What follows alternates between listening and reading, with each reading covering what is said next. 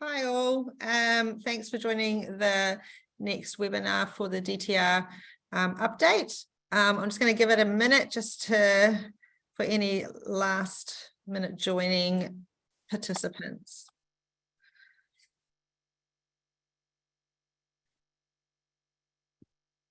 As you're aware, this is a CBAF and MPI and Customs joint run webinar, so I'm very thankful for my colleagues from MPIs, Sylvester, Dunya, Carlos and Daniel, who are also on the call with us as well, and will be available for question and answers at the end of this. If you've got any questions, please feel free to put them into the question and answer box or into the chat, or at the end we will also take it off mute if you'd like to just have a chat about something specific.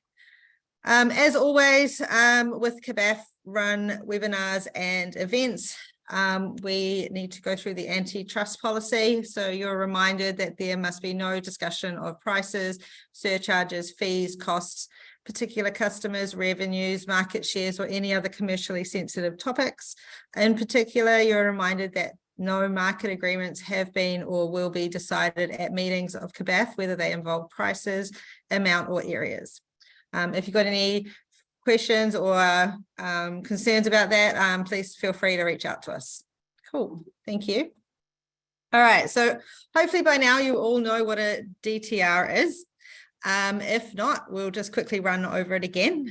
So a DTR is a domestic transshipment request.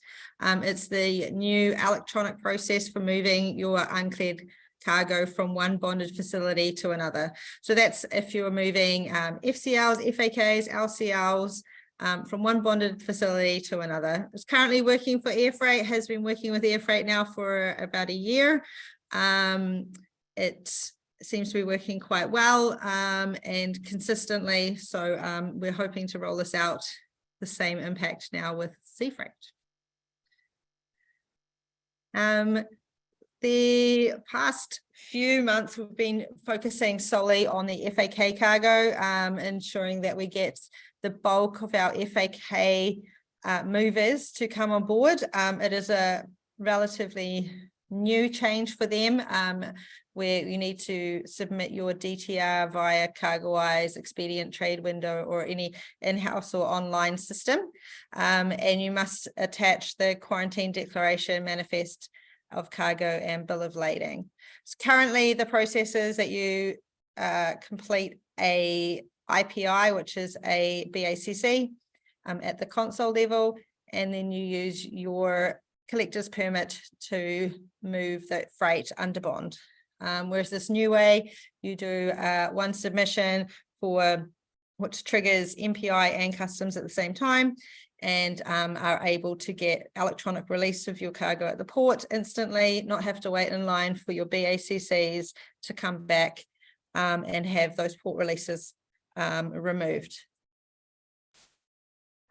Today, however, we're going to focus a little bit on LCL cargo. It is currently the same process as FAK cargo.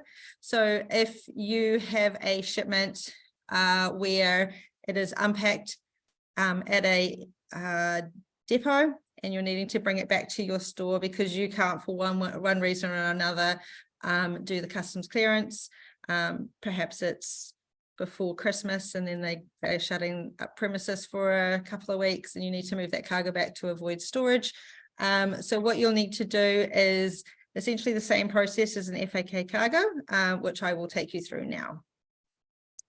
So this here, for those that are not on CargoWise, I will reach out to you. I know who the majority of them are.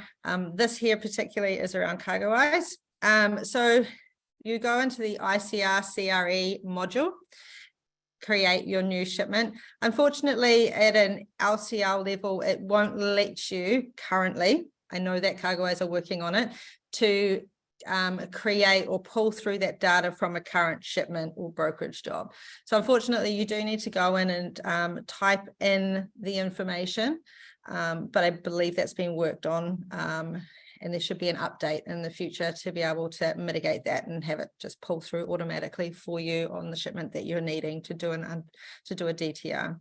So you set it up, put in your carrier details, your vessel details. As you can see here, this particular test one that I've pulled up is going from Melbourne to Auckland. The freight is available in this particular instance out of Tappers. You can see that in the goods location. And then we've got that it's coming out of 2 containers. So you need to put in your container numbers. So you don't necessarily need to do 1 per container. If you've got a line of freight that is across 2 containers, you can put the details in there.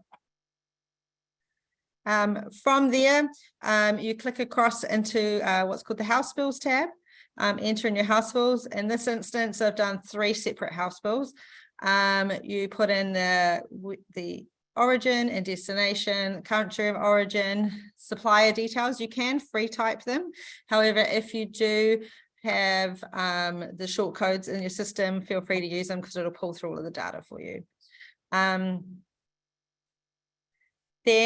once you've done that, you go into the packing tab.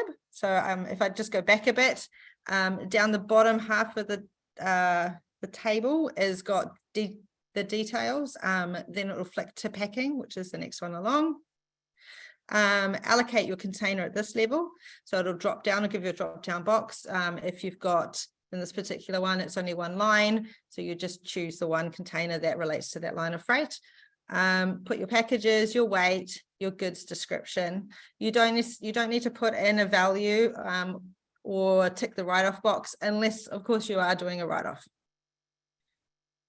The second line for in this particular one, I have put it as it coming out of 2 shipments, 2 containers. So you can see there I've got 1 package and 3 pallets. Again, putting in the weights for each line and the goods description.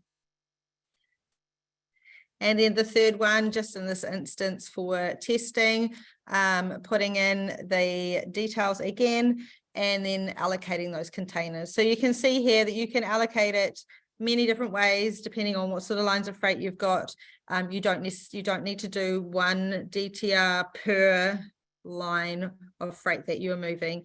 So long as it's under the same master bill, then it's good for you. So you can do like assembly masters, that sort of stuff, and bring the whole lot back. You don't need to detail them out 1 DTR per shipment. Once you've done that, save your job and apply your DTR default details. Doing it here means that it'll come across to everything. You would be putting it all in to come back to your own store, I guess, or to another forwarder. If you're moving it from, say, Tappers to NGS or something, put in those details. It'll pull through against all 3 lines in this instance. Once you've done that, you just submit your entry. You don't need to attach documents, although it is helpful if it is held by MPI or customs for audit purposes. Just means that it's already there. And then the shipment itself will come back with a response within a couple of minutes. Currently, it's about a 2-minute turnaround.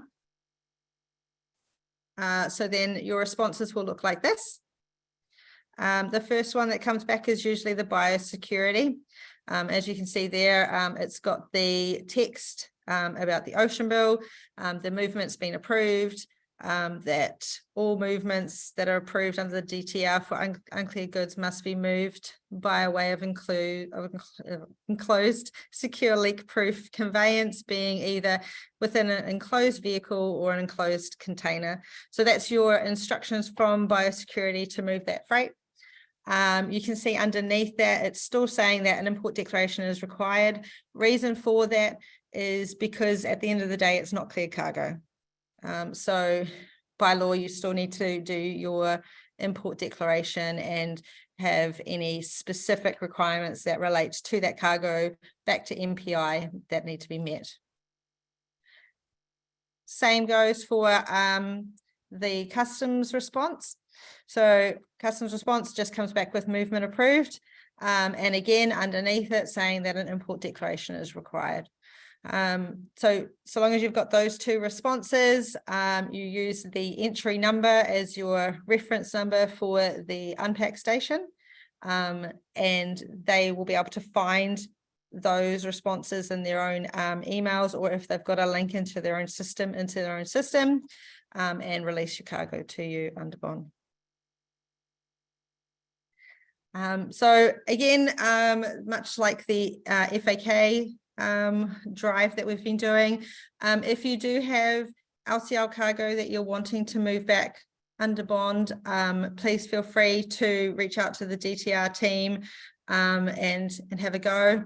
If you're not sure on how to complete things in your system, reach out to them. They'll put you in touch with me, or I will send out my email address on the bottom of this to all of the attendees afterwards as well. But please have a go, have a look at it. It's relatively straightforward once you get your head around how to complete it in CargoWise. You can also do this on TSW as a backup. So if for whatever reason your CargoWise is offline, there is another way to do it as well. Thank you so much. I've seemed to have gone through that in a record time. So I'll open it up now for some questions. I can see we've got two.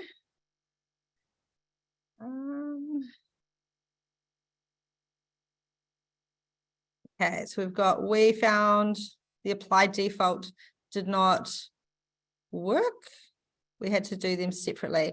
That might be a possibly in whatever session, whatever patch you're running with CargoWise.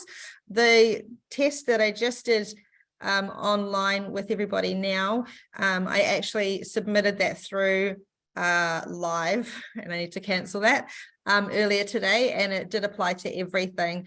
I do know that I'm not on the most recent release, but unless you're running a really old version of CargoWise, it should be working. Do I know if CargoWise will improve their DTR delivery orders compared to TS delivery order? It's missing a lot of info. No, I'm not sure. I can definitely take that offline and reach out to CargoWise. If you can send me a detail of specifically what's missing. I think the majority of the information that's on the delivery orders is pretty reflective, regardless of whether it's TSW or CargoWise. Send me some examples and I'll definitely take it up with them on behalf. Thanks. All right, we've just got another one that says, are we okay to submit DTR for FCL, non-FAK and also LCL cargo now? I'm just going to reach out to Sylvester around the FCLs. Definitely LCLs, you can start doing that now. FCLs, Sylvester? No, FCLs I would like to hold on because we will have a decision on that in our next webinar. Okay, perfect. So if you can hold off FCLs, please, just follow the process for FAKs and LCLs. Perfect. Thank you. Thanks, Sylvester. Yeah, so just to reiterate, definitely LCLs, have a go if you need to move freight under bond. It's pretty instantaneous. You don't need to wait for a BACC for the LCLs. So that's a great thing. So if it's a Friday afternoon, for example, and you're trying to get your cargo moved back under bond, send your truck in, do your DTR, and they will get it within the same amount of time as you get your responses. And it'll just remove it from their MPI queue altogether. Yeah. Next question, which ports are not currently set up for DTR? The ports that are active for DTR are set up on the customs website. Can you bring up the customs website, Emma? Just a quick demo of what that looks like.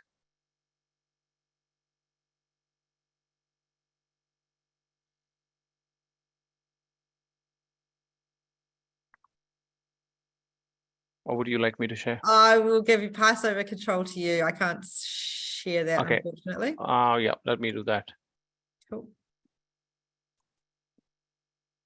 Or you cannot start screen share without. Okay. There you go. I've stopped sharing.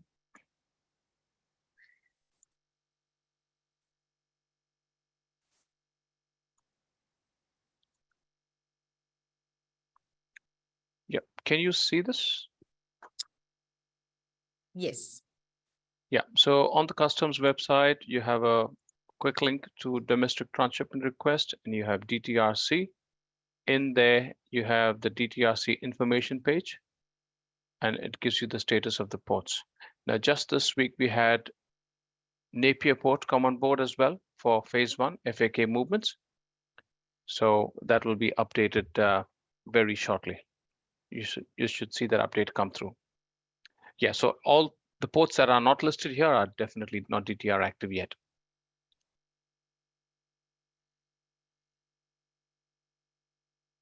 Awesome, thank you. I'll just give it a couple more minutes just to see if there's any more questions. As far as the timeline, so we're still looking for the 3rd of July as the mandated time. And then Sylvester, if you can just rerun over the timeline from there for the rest of the ports and shipping lines for everybody, please. Yeah, so the timeline, 3rd of July is when the mandate kicks off. All ports will need to be compliant by 1 September. And all shipping companies will need to be DTR compliant by 6th of October, which is 3 months from the time the mandate goes live. Perfect, thank you.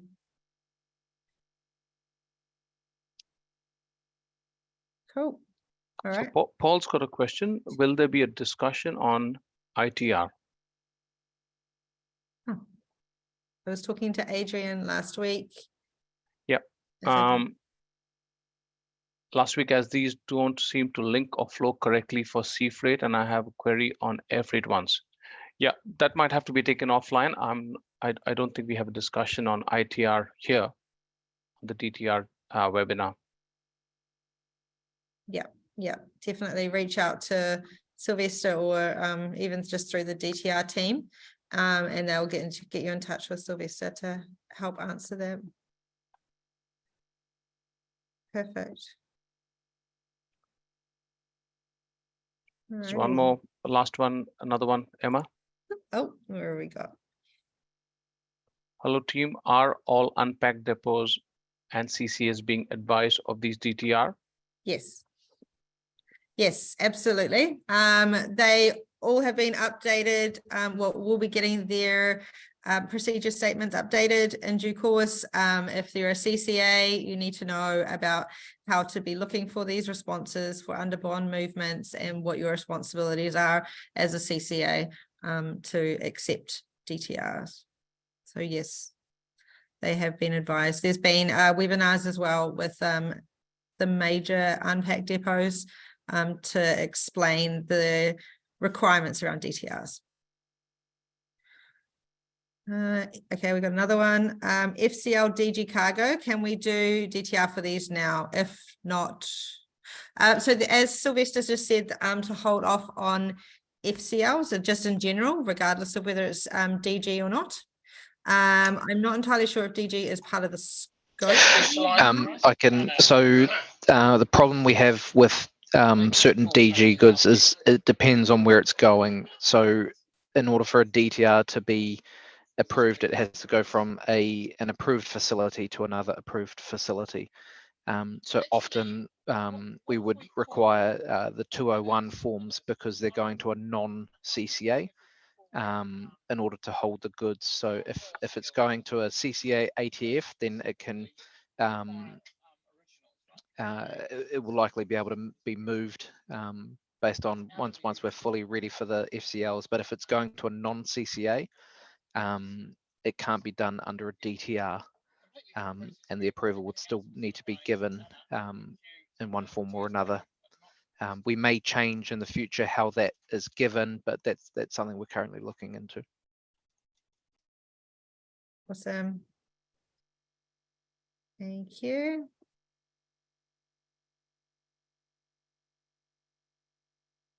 And just on that in general, so the DTRs only cover obviously movement of cargo from one CCA to another. So if you're needing to move cargo from a CCA to a non-CCA premises, you still need to follow the current process with New Zealand Customs, which is to fill out that form and get it approved.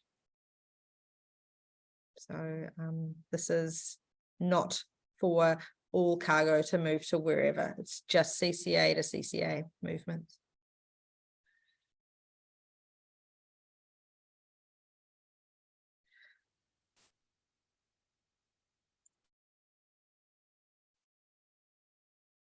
Right, I think that's about it. Thank you, everybody. Looks like we've got a pretty good turnout. I will get Kabaf to put this on the website, and I will send out a copy of this presentation to everybody as well. As always, if you've got any questions or suggestions or comments, please just reach out to the DTR team on the email or via Kabaf. Cool. Thank you guys for your time, and I'll catch up with you on the next one next week. Cheers. Thank you, everyone. Thank you.